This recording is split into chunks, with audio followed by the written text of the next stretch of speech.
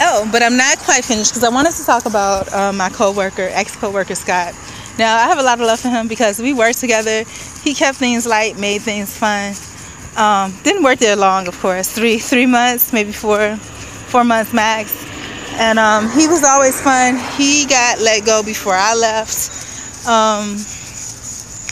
And he just keeps going to the same industry, just back and forth, And I always happen, and it was so coincidental because when I saw him, I had just finished that deep in thought thing about if I was a homeless person, what type of homeless person would I be? And I came to the conclusion that I would be one of those mean homeless people that really, yeah, I'm homeless, but I don't want you to talk to me. Just leave me alone, And it was so funny. And then that's when I saw the rats come out, and I was thinking about where I was living and the rats. And then on top of that, as I was walking, the fat thing. I bought that rotisserie chicken. You know how most people, health conscious, would peel the fat off it? Yes, I peeled the fat off it, but I peeled the fat off it so I could sit and eat it at the bus stop. Yeah, disgusting, but true. And so as I was eating my chicken wing, what happened? I heard this voice talking about something. Do you want a bus pass? And it made me mad because I'm just like, I hate it when people are like peddling things to me on the street. But this person was asking if I wanted a bus pass, and I was like, no, And I was not playing that role, but that's who I am. If I'm a homeless person on the street, I'm not talking to anybody. So I was like, no, And then he kept trying to offer me the bus pass, and I turned around, and it was him. I didn't recognize it was him because usually when he approaches me, he's very quiet. And he has a very quiet spirit about him, But he's a good guy. I don't know what it is about him. It's certain things, like I said, that he wasn't 100% connected with me on. But every time he sees me, he speaks. And, and I'm just like, it's like you always show up at the right time. And he was just like, well, maybe the same thing was true about me for him, an angel, because like he was liking a girl at Walmart, and he's older, but I swear he looks 20. He's like 60, but he looks like a teenager. If you see him from far away, I swear he looks like he's about 16, actually, to be honest. But he picked up some weight, so when I saw the arm come around, I didn't know who it was, but he's a really, really good guy. And he was telling me some of his story, and I was so into being fat and nasty that I couldn't even, usually when we have a conversation, it's like it's bubbling over, and I can't, it's like we always have to part ways before I get a chance to say everything, or before he has a chance to say everything, But he made a good point, that, we live in the same area, there's one bus that goes back and forth. We're going to bump into each other, but it's not very often, It's like once in a blue moon. And I told him about my trip. He told me about his friend that her parents sold her out as a sex slave or something. And that's what I'm saying, regardless of whatever situation I am, being 40 and realizing that my mommy doesn't, I no longer have a mommy. Not only do I no longer have a mommy just because I'm too old to have a quote-unquote mommy, but because she just doesn't love me no more. She's decided to go on with her life, And I can't really fault her that, So, I mean, she spent the years that she did with me by herself. Maybe not with choice because she couldn't get back home to Korea. And maybe it's good that she treated me like that because I was desperately, while I am here, and I'm going to be probably for the rest of my life in South Florida,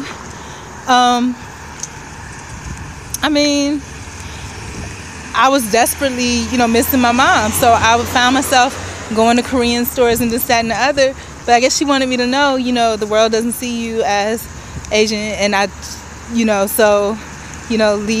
the Asian people alone. I don't even love you anymore. So you don't have to worry about going to the Korean stores and stuff like that. I was raised on Korean food, so I'm still going to occasionally, revisit my Korean food. But, it's a good thing because she's right. Now I'm 40, my hair is damaged, so it's not as healthy as it used to be. I got a big old gap in between my teeth.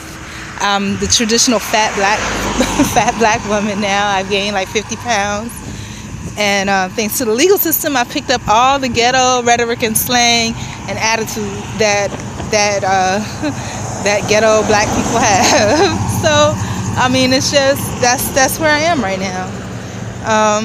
I'll take what I can from the education and love that my mom gave me when I was coming up. But outside of that, there's nothing else that's there for me. And she made it clear, so, it's all about her now. It's got to be a point when she stopped loving us, because sometimes it hurts for her to love us so much. Because when I was home, one thing that I mentioned, because, the one thing I wanted to talk about that we both saw together that she didn't want to talk about, she was like, oh, I don't want to talk about that, and I was like, but what happens if you don't talk about stuff? There's negative misperceptions that's out there. And I was like, that's how I got falsely accused and convicted. And you could tell that she tried to push that out of her head, because she made an audible gasp. She was like, like it hurt her, for me to even mention it, because she wanted to pretend like it didn't happen. And maybe the thing is, she didn't want to see me anymore because I didn't look like the daughter that she knew anymore. I'm like 10 shades darker. Well, not 10, probably like 5 or 6 shades darker from the South Florida sun. My hair has thinned out, it's been damaged, the big old gap. And when I smile, the smile is filled with pain now. I remember the first time she saw me hurt, when I was like 5 or 6, she asked me, Morty, what happened? The light is gone from your eyes, And so now, not only has the light gone from my eyes, it's gone from my spirit. And maybe it hurts her to see that, So, I have to let her rest in peace for the rest of her days. I can't be that constant reminder that, the child that she took so much time to love and care for and risked so much for to bring into this world,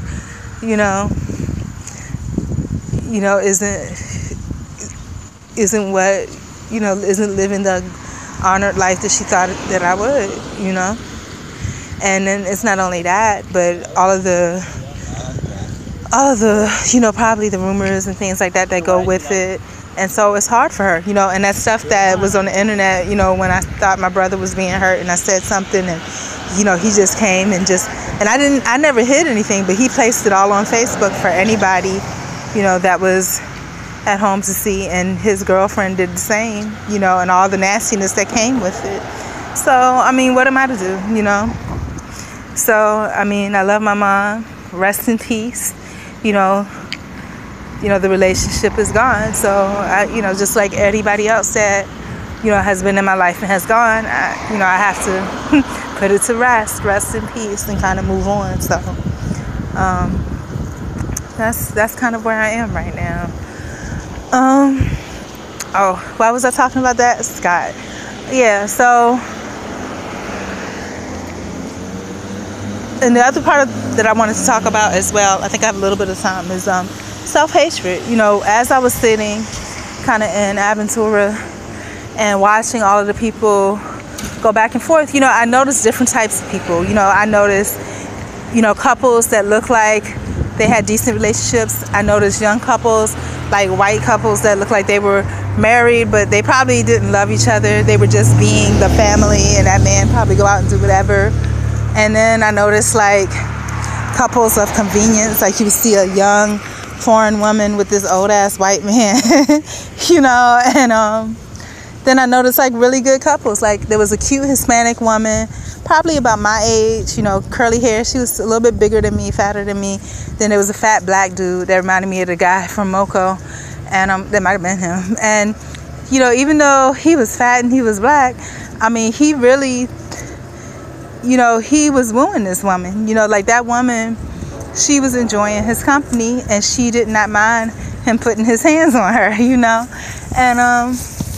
And it made me think, if this man, he had to be 400 or 500 pounds. If this man has that much confidence where he's pulling women, and a black man of different cultures and really getting in good with them.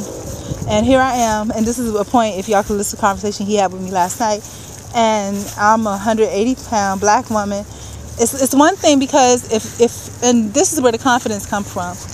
If you were nearly 1,000-something pounds and you're now 500 pounds, it don't matter what nobody say to you, because you know where you were at and you know where you came to. But for me, maybe because even though I've been through a lot in my life as well, for a lot of things, my life has been pretty good, pretty spoiled. That most of my life, adult life, I was in really good shape. I was happy. And, so I'm crying about being 180. So even though I'm in better shape than he is, I don't appreciate it because I've never been this fat before, where he may have been 1,000 pounds, so it don't matter what nobody say to him. He know where he was, and he know where he's going, you know.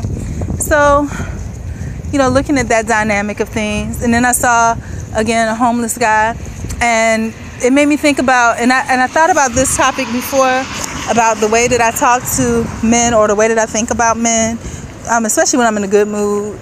I'm in a good mood, or, you know, I'm in a good mood, but I'm still in a gutter level, you know. And it's just like, you can't look at, just like men are not supposed to look at women as objects, we can't be looking at guys as objects either. And the reason why is because there's some serious things going on in this world, you know. Sometimes somebody just need a friend. They don't need somebody looking at them all kinds of wrong ways and, you know, thinking of them as you would a tool. That's so disrespectful, you know. And typically we look at it like men are not supposed to look at women like that, but it's the same. The same goes for women. I mean, you have a responsibility. You can't look at men like that, you know. You can't. You shouldn't. And, you know, because times have changed where women have been taught that it's okay to be that way towards men. So, but anyways, I'm tired of talking, so I'm going to go.